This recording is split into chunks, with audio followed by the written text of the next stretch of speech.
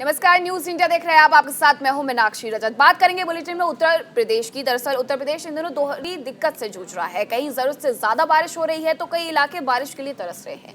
जहां बारिश नहीं हुई है वहां हालात इतने खराब हैं कि सूखे जैसे हालात बन गए हैं। पूर्वी उत्तर प्रदेश में तो अन्नदाता परेशान ही है। पश्चिमी उत्तर प्रदेश के कई जिलों में भी किसान कम बारिश होने से परेशान है।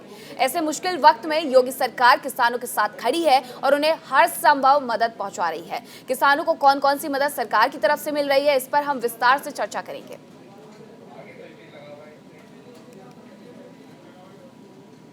तो सूखे से जहां किसान परेशान हैं, वहीं आपको बता दें कि उत्तर प्रदेश के कई ऐसे जिले हैं जो भारी बारिश का दंश भी झेल रहे हैं। हालांकि उत्तर प्रदेश की योगी आदित्यनाथ सरकार अन्नदाताओं के संग खड़ी हुई है और मजबूती के साथ इस विकट परिस्थिति का सामना कर रही है। उत्तर प्रदेश में कहीं सूखा है तो कहीं भारी बारिश है। सूखे की तस्वीरें लगातार सामने आती रहती है। पूर्वी उत्तर प्रदेश की बात करें या पश्चिमी उत्तर प्रदेश की बात करें या फिर बुंदेलखंड की बात करें, हर जगह सूखे की वजह से त्राहिमाम है। अन्नदाता परेशान है, लेकिन अन्नदाताओं को इस स्थिति से उबारने के लिए योगी सरकार भी दृढ़ संकल्पित नजर आ रही है, जो लगातार योजनाओं के जरिए किसानों को लाभ पहुंचाने की कोशिश में लगी हुई है।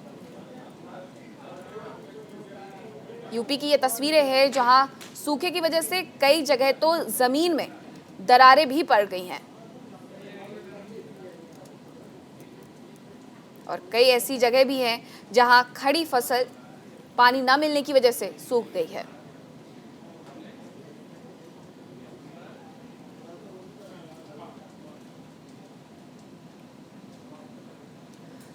तो कहीं बाढ़ है तो कहीं सूखे जैसी स्थिति है। तस्वीरें आप देख सकते हैं, उत्तर प्रदेश की ये तस्वीरें हैं जहां सूखे की वजह से जमीन में दरारें पड़ गई हैं, खड़ी फसल सूख गई है और ये स्थिति पूर्वी उत्तर प्रदेश से लेकर के पश्चिमी उत्तर प्रदेश तक बनी हुई है। और हमारे साथ चर्चा में शामिल होने के लिए संजय चौधरी हैं, जो कि प्रवक्ता हैं यूपी बीजेपी के, साथ ही शैलेंद्र तिवारी हैं, प्रवक्ता हैं यूपी कांग्रेस के, और एपी तिवारी हैं, अर्थशास्त्री हैं। आप तीनों को बहुत बहुत स्वागत है। सबसे पहले मैं आपसे जानना चाहूंगी संजय जी कि आखिरकार कौन कौन सी वो योजनाएं हैं जिसको लेकर के किसानों को यहाँ पर लाभ पहुंचाया जा रहा है और उनके मन में जो थोड़ी बहुत बची हुई उम्मीद है कि हाँ सूखा पड़ा है, हमें दिक्कत हो रही है, लेकिन सरकार हमें इससे उबार लेगी। देखिए, जैसे ही इस स्थिति की जानकारी आई कि सूखे पड़ने की स्थिति उत्तर प्रदेश में उत्पन्न होने वाली है, उत्तर प्रदेश के मुख्यमंत्री ने उच्च स्तरीय बैठक का आयोजन किया और उस बैठक के बाद डिस्ट्रिक्ट कलेक्टर्स को इस बात का 3 दिनों के अंदर रिपोर्ट देने को कहा गया है कि वो अपने जिलों का आकलन करके वहाँ की स्थिति की रिपोर्ट उत्तर प्रदेश की सरकार को दें। और उसके पहले ही उत्तर प्रदेश की सरकार ने लगान की वसूली को स्थगित कर दिया है। ट्यूबवेल का जो बिल है वो न लिया जाए, इस प्रकार के निर्देश दिए हैं। कोई भी ट्यूबवेल अगर बिजली का बिल पेंडिंग है तो उसमें काटा नहीं जाएगा, इसका निर्देश दिया है। नहरों में पानी की उपलब्धता बनी रहे ताकि सिंचाई की व्यवस्था सुगम हो सके, इसके निर्देश दिए गए हैं। और बिजली की आपूर्ति ऐसे इलाकों में 100% सुनिश्चित हो ताकि किसी भी प्रकार से सिंचाई की स्थिति में किसान को संकट का सामना न करना पड़े। एक प्रिजर्वेटिव जो मेथड्स हैं उसको सरकार ने सबसे पहले किया है और मुझको लगता है कि जैसे ही रिपोर्ट आएगी उस रिपोर्ट के बेस पे हम और बेहतर कदम उठाएंगे। तिलहन का, दलहन का, सब्जी के इस प्रकार के बीजों का वितरण भी किया है। वैकल्पिक आधार पर किसान और क्या कर सकता है। तो योगी जी की सरकार इस स्थिति को लेकर बिल्कुल सजग है और जैसे ही ग्राउंड रियलिटी की रिपोर्ट्स उत्तर प्रदेश की सरकार को एडमिनिस्ट्रेटिव बेसिस पे मिलेगी, हम उसके लिए और भी बेहतर करने के लिए क्या क्या है वो करने के लिए बिल्कुल प्रतिबद्ध हैं और जनता की और किसानों के हित के लिए जो भी निर्णय लेना होगा सरकार उसको निश्चित रूप से उठाएगी। ठीक है संजय जी, आपका पक्ष हो गया। शैलेंद्र जी के पास चले थे। शैलेंद्र जी, जिस तरीके से संजय जी ने बताया कि आखिरकार किस तरीके से वहां योगी आदित्यनाथ सरकार किसानों के प्रति दृढ़ संकल्पित है कि हम लाभ पहुंचाएंगे, जो थोड़ी बहुत उम्मीद किसानों की सरकार से लगी हुई है उसे पूरा करेंगे, क्या ऐसा हो पा रहा है उत्तर प्रदेश में? जमीनी हकीकत क्या है? बातें बताई हैं वो बातें अगर सत्य मान भी ली तो इसमें एक पट जो है वो इस तरीके से है कि जैसे प्रधानमंत्री जी ने कहा तमाम किसानों को कि कोरोना के समय में रेंट नहीं लें, तमाम तरह की चीजें हुई, नहीं बनाया गया, स्कूलों में फीस माफी हुई। ठीक उसी तरह से ये सारे किसानों को जितनी भी योजनाएं इन्होंने बताई सब उसी तरह से हैं। किसान को जो है खाद मिल रही है, उसमें 5 किलो खाद कम हो गई है, उसके दाम बढ़ गए हैं, किसान की आय की स्थिति आपको पता ही है क्या है। कुल मिलाकर के तो वास्तविक स्थिति है वो आंकड़ों से और जमीन हकीकत से केवल उस तरह की है कि तुम्हारी फाइलों में जो मौसम गुलाबी है वो दावा झूठा और आंकड़ा किताबी है। कुल मिलाकर के ये डेटा पर जो चीजें चल रही हैं, मुझे लगता है कि बहुत संवेदनहीनता के साथ काम हो रहा है। अगर संवेदनशील किसानों के प्रति होती तो ऐसी चीजें नहीं होती, क्योंकि जो योजनाएं संजय भाई ने बताई हैं, हाँ। मुझे लगता है कि वो सारी योजनाएं जो है वो अगर जमीनी रूप से नीचे आकर के मिलती लोगों को तो ये तकलीफ नहीं होती, क्योंकि ये योजनाएं हैं। अब ये योजनाएं नहीं लागू हो पा रही हैं या नहीं मिल पा रहा है तो इसमें दोष किसका है, ये तय करना सरकार का काम है और सरकार के नुमाइंदों का काम है। ये बताना पड़ेगा कि क्या स्थिति है। आम जनमानस, आम किसान बिल्कुल शैलेंद्र जी इस पर बात करेंगे, लेकिन अभी हमारे साथ एपी तिवारी जी भी जुड़े हुए हैं, इकोनॉमिस्ट है। एपी तिवारी जी, आपसे मैं ये जानना चाहूंगी कि उत्तर प्रदेश की अगर जो किसान है उनकी बात करते हैं, कहीं ना कहीं योगदान तो होता है कि वो भी अपने प्रदेश को आगे बढ़ाए, ऊपर उठाए, लेकिन किसानों की जो स्थिति है वो सूखे की वजह से कई बार बाढ़ की वजह से, कई बार ओले की वजह से कहीं ना कहीं खराब हो जाती है। तो इस सब का कितना फर्क पड़ता है उत्तर प्रदेश की आर्थिक व्यवस्था को लेकर के? देखिए, जहाँ तक यूपी की खेती का सवाल है, अभी भी लगभग कुल आबादी का 47% खेती पर निर्भर है। ऐसे में यदि प्राकृतिक विपदा के चलते बाढ़ हो, सूखा हो या अन्य कारक बने, बेमौसम की बारिश हो, तो कृषि उत्पादन पर उसका खराब असर जाता है। स्वाभाविक तौर पर इसका असर जो सूबे की जीएसडीपी है जिसको कहते हैं, जो आय है उसकी वृद्धि दर पर भी पड़ता है, अर्थात विकास दर को भी झटका लगता है। ऐसे में ही या इसी बात को ध्यान में रखते हुए ऐसा प्रतीत होता है कि मुख्यमंत्री ने बहुत संजीदगी जताई है, बड़ी गंभीरता से लिया है कि उत्तर प्रदेश के लगभग जो अगस्त तक के आंकड़े हैं उसमें 64 जिले ऐसे जिनमें जितनी बारिश होनी चाहिए थी उससे कम हुई है। स्वाभाविक है कि 11 जिले ऐसे हुए जहां पर सामान्य वर्षा हुई है, बाकी में सूखे की स्थिति नजर आ रही है। और ये जब यदि सूखे की स्थिति पड़ती है तो तात्कालिक जो उसका प्रभाव होता है वो खरीफ फसल पर होता है, खासतौर पे जो धान की फसल है जिसमें सबसे ज्यादा पानी की जरूरत होती है। तो अब किसान को राहत कैसे दी जाए, इसके स्तर पर सरकार द्वारा जो कहेंगे काम किया जा रहा है वो स्वाभाविक तौर पर बहुत महत्वपूर्ण साबित हो सकता है, बहुत महत्वपूर्ण साबित हो सकता है। किसान को राहत मिलेगी, लेकिन जो सूखे का दुष्प्रभाव होता है उसको पूरी तरह से न्यूट्रलाइज करना किसी भी सरकार के लिए संभव नहीं होता। बिल्कुल एपी तिवारी जी, मैं आपसे ये समझूंगी जी, मैं आपके पास लौटूंगी, आपसे समझूंगी कि आखिरकार वो ऐसी कौन कौन सी योजनाएं उत्तर प्रदेश सरकार जो है वो लागू कर सकती है कि किसानों को कहीं ना कहीं इससे लाभ पहुंचे। संजय जी, आपने सुना शैलेंद्र जी साफ तौर पर कह रहे हैं कि यहाँ पर हकीकत कुछ और है और अफसाना कुछ और है, यानी कि कागजातों पर कुछ और दिखाया जा रहा है लेकिन यहाँ पर जो हकीकत है उससे एकदम परे है। ऐसा है क्या सर?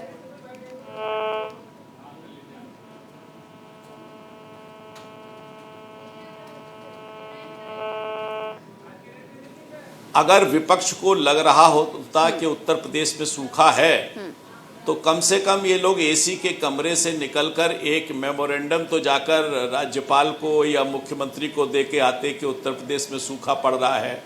देखिए, हकीकत से दूर विपक्ष की स्थिति ऐसी है आप ये मत कहिए संजय जी, आप ये मत कहिए कि सूखा नहीं पड़ रहा है। आप खुद बता रहे हैं कि सूखा पड़ रहा है और उसको लेकर के उत्तर प्रदेश की योगी आदित्यनाथ सरकार दृढ़ संकल्पित है, काम भी कर रही है। सूखा पड़ रहा है ये आप मानते हैं? देखिए, मैं इसी बात को तो कह रहा हूं, विपक्ष के लोग जो आरोप लगा रहे हैं, अगर वो इतने ही जागरूक होते तो जनता की समस्या को लेकर प्रशासन के पास राज्यपाल के पास एक डेलीगेशन लेकर तो जा सकते थे। तो वो हकीकत से जो कह रहे थे कि हकीकत में योजनाएं नहीं पहुंच पा रही, उत्तर प्रदेश में अगर प्रोडक्शन बढ़ रहा है, उत्तर प्रदेश में अगर अनाजों का उत्पादन बढ़ रहा है, तो ये बता रही है, इस बात का प्रमाण है, इस बात का तथ्य है, इस बात के आंकड़े हैं कि उत्तर प्रदेश में उत्पादन बढ़ रहा है। इसका मतलब योजनाएं लोगों तक पहुंच रही हैं, किसानों तक पहुंच रही हैं। जो सिंचाई की योजनाएं वर्षों से पेंडिंग थी, यानी कि 40-40 साल से पुरानी योजनाओं को भारतीय जनता पार्टी की सरकार ने पूरा किया था। और इस स्थिति में कि सूखे पड़ने की संभावना है, सरकार ने सबसे पहले इसको अपनी प्रायोरिटी पे रखा है और किया है। देखिए, कभी-कभी व्यवहारिक पक्ष क्या हो जाता है। चुनावों के पहले खुद मुख्यमंत्री योगी आदित्यनाथ गए हुए थे, प्रधानमंत्री भी पहुंचे हुए थे, अर्जुन डैम का वहां पर पुनरुद्धार किया गया था, मुझे याद है इस बात को लेकर के। नहीं, जो आपको, इसीलिए मैं कह रहा हूं, देखिए कभी कभी क्या होता है कि आकलन में गड़बड़ होता है। 2019 में मध्य प्रदेश के अंदर कमलनाथ जी की सरकार थी और सरकार ने कहा कि मध्य प्रदेश के अंदर अतिवृष्टि हो गई, यानी कि जरूरत से ज्यादा बारिश हो गई है। उन्होंने केंद्र सरकार को एक मेमोरेंडम दिया, केंद्र सरकार की टीम आई और आपको पता हो कि उस साल मध्य प्रदेश के अंदर सर्वाधिक अनाज का उत्पादन हुआ। तो कभी कभी क्या होती है कि व्यवहारिक स्थिति का सही आकलन नहीं हो पाता, इसीलिए आकलन की आवश्यकता है और आकलन के आधार पर ही सरकार लेगी।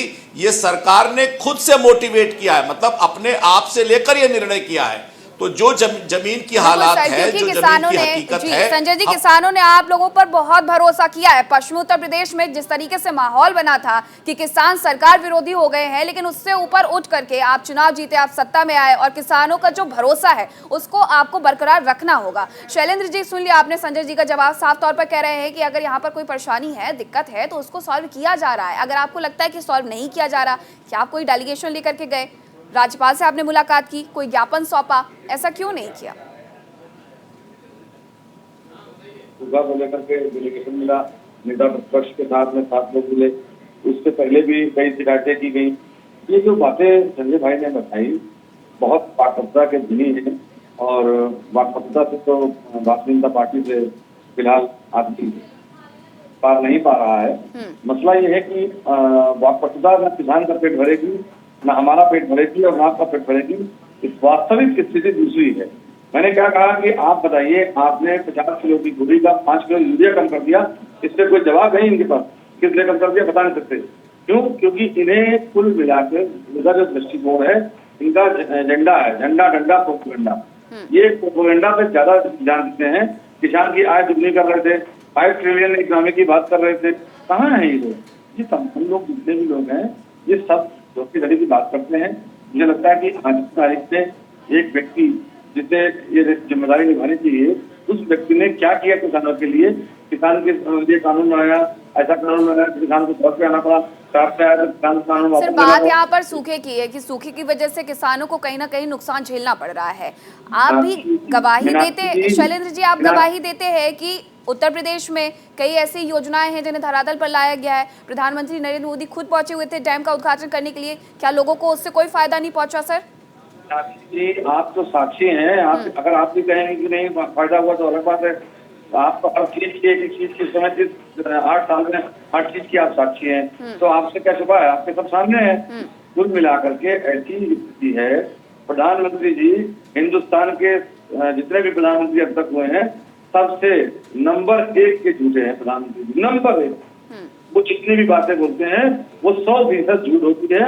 हालांकि मुझे ये बुरा लग रहा है ये बात कहने में, क्योंकि वो भारत के प्रधानमंत्री हैं, लेकिन वो झूठ बोलने में उत्तर प्रदेश के सूखे की बात हो रही है और बात कर रहे हो प्रधानमंत्री की। यार देखिए संजय भाई, आप उसको अपने ऊपर मत लीजिए, आप पर कोई आक्षेप नहीं है। आप तो सज्जन व्यक्ति हैं, आप एक अच्छे प्रतिनिधि भी हैं और लोगों का प्रतिनिधित्व आपने किया भी है, आप पर कोई आक्षेप नहीं है। आप इसमें इतना उद्धृत मत होइए। बात प्रधानमंत्री की झूठ बोलने की हो रही है, मैं झूठ की बात कर रहा हूँ। नहीं, मैं झूठ की बात ही नहीं कर रही हूँ, ऐलानिया कह रहा हूँ। सर, प्रधानमंत्री बात सूखे की हो रही है मेरे भाई। योजनाओं की बात नहीं है यहाँ पर, उत्तर प्रदेश सरकार की योजनाओं की बात है। अगर आपको लगता है कि उत्तर प्रदेश सरकार किसानों के लिए काम नहीं कर रही है, तो आपने विपक्ष के तौर पर, विपक्षी पार्टी के तौर पर क्या किया? जी डबल इंजन की सरकार है, दोनों योजनाओं की बात की जाएगी, किसान को दोनों योजनाओं से फायदा चाहिए। डबल इंजन की सरकार है, ये डबल इंजन का नाम भूल जाते हैं, हम बता रहे हैं डबल इंजन की सरकार, एक पूरब जाना है और एक पश्चिम जाना है। मसला यहाँ पर यह है, जिस दिन ये एक साथ जाएंगे उस दिन कुछ विकास होगा, क्योंकि इनकी स्थिति आज की तारीख में पूरे हिंदुस्तान में जो राजनीति कर रहे हैं वो नफरत की है। नफरत, आप देखिए, नफरत में तेजी, महंगाई में तेजी, ठीक है, विकास में जो स्थिति है वो कितनी ब्रेक हो चुकी है। कुल मिलाकर के मैं कह रहा हूँ कि ये जो विपरीत दिशा में तेजी है इसे सही करिए। ठीक है, संजय जी का कहीं ना कहीं ये कहना है कि हम पूरा प्रयास कर रहे हैं। शैलेंद्र जी, आपका ये कहना है कि हकीकत जो है वो कहीं अलग है, लेकिन बात अभी एपी तिवारी जी से करना चाहूंगी क्योंकि ये समस्या किसानों से जुड़ी हुई है। एपी जी, ऐसी कौन कौन सी वो योजनाएं हो सकती है जिसके द्वारा यहाँ पर आर्थिक लाभ भी पहुंचाया जा सकता है और साथ ही साथ किसानों को कहीं ना कहीं आगे बढ़ने में उससे मदद मिल सकती है? सूखा हुआ या फिर बाढ़ हुई, ये स्थिति सरकार के कंट्रोल में नहीं है, प्राकृतिक ये सारी चीजें होती हैं, और अगर ये कंट्रोल नहीं हो रही हैं या नहीं कर पा रहे हैं तो क्या ऐसी वो बीच के रास्ता हो सकता है जिससे किसानों को यहाँ पर लाभ पहुंचाया जाए? बात किसानों की है, बहस नहीं चाहूंगी। आजादी के बाद भी ये कहा जाता रहा कि यदि उत्पादन ज्यादा हो जाता है तो किसान मंडी में रोता है जाकर, क्योंकि कीमतें उसको कम मिलती हैं, और अगर उत्पादन घटता है, कम हो जाता है, तो वो खेत के मेड़ पर रोता है। रोता वो दोनों तरह से है। तो किसान की आर्थिक स्थिति को धारणीय या पोषणीय आधार पर, टिकाऊ आधार पर बेहतर बनाने के लिए जो रणनीति होनी चाहिए खेती के विकास की, उस पर 2014 के बाद जो एक बदलाव दिखता है आर्थिक विश्लेषण के आधार पर, मैं कह रहा हूं, उसमें कृषि कार्यों को जो गांव की कह सकते हैं गैर खेती की क्रियाएं हैं, वानिकी है, पशुपालन है, मछली पालन है, फूल की खेती है, फलों की खेती, औषधीय पौधों की खेती, और यही नहीं, प्राकृतिक खेती के माध्यम से किसानों की आय को स्थिर करने और ऐसी फसलों को लिए जाने को तरजीह दी जा रही है जिसमें जल का उपयोग कम होता है। तो एक रणनीति जो बनाई गई है, जैसे गंगा के किनारे के दोनों तरफ 5-5 किलोमीटर दायरे में प्राकृतिक खेती की जाएगी। बुंदेलखंड को खास तौर पर एक प्राथमिकता के आधार पर प्राकृतिक कृषि का एक हब बनाने की कोशिश की जा रही है। तो कुछ एक जिसको कह सकते हैं, अगर सूखे की स्थिति है तो फौरी तौर पर कहीं ना कहीं एपी तिवारी जी सर, कहीं ना कहीं जो पारंपरिक खेती है उससे आगे बढ़ना चाहिए, आधुनिक खेती की तरफ किसानों को भी मूव करना चाहिए, यही आप कहना चाहते हैं? संजय जी, आपने मैं इसमें जोड़ना चाहूंगा केवल कुछ मिनट, 1-8 मिनट पे, कि जो ड्रोन टेक्नोलॉजी और आर्टिफिशियल इंटेलिजेंस के उपयोग द्वारा अगर खेती में जल का प्रबंधन किया जाता है, सिंचाई संसाधनों का प्रबंधन किया जाएगा, तो इससे कह सकते हैं जल की बचत होगी, पानी की बचत होगी, और इष्टतम तरीके से, ऑप्टिमल तरीके से हम जल संसाधनों का उपयोग खेती के लिए कर सकेंगे। खेती की उत्पादकता बढ़ेगी और किसान की पारंपरिक तरीकों से कहीं ना कहीं अब आगे बढ़ना होगा। संजय जी, क्या इसको लेकर के योगी सरकार कुछ आगे सोच रही है, कुछ करना चाहेगी? जैसा कि एपी तिवारी जी ने बताया कि आखिरकार खेती को आप बढ़ावा कैसे दे सकते हैं? अगर आपको आधुनिक खेती नहीं, पारंपरिक खेती से आगे बढ़ना है, आधुनिक खेती आपको करना चाहिए, इसको लेकर के क्या कोई योजना बनाई गई है कि मत्स्य पालन है, पशुपालन है, इसको लेकर के किसानों को किसी भी तरीके का अनुदान दिया जा रहा है उत्तर प्रदेश सरकार की तरफ से? देखिए, अभी कल ही उत्तर प्रदेश की कैबिनेट की मीटिंग हुई है और कैबिनेट की मीटिंग में उत्तर प्रदेश के किसानों के लिए मुझको लगता है कि जहाँ तक मुझे याद है 192 करोड़ 57,75,000 ये जो रुपए है इसको खर्च करने का फैसला हुआ है। तो पूरी की पूरी कृषि व्यवस्था को और समय के अनुकूल बनाने के लिए योगी सरकार प्रतिबद्ध है। लेकिन अभी की सबसे बड़ी जो समस्या दिखती है वो कितनी ज़मीनी हकीकत है और उत्तर प्रदेश में जैसे लगातार 3-4 दिनों से बारिश हो रही है उसकी वास्तविक स्थिति क्या है। हमारा पूरा का पूरा कंसंट्रेशन इस प्रकार का है कि अगर सूखे के कारण किसानों को जो नुकसान होता है तो उस नुकसान की भरपाई भी योगी की सरकार करेगी।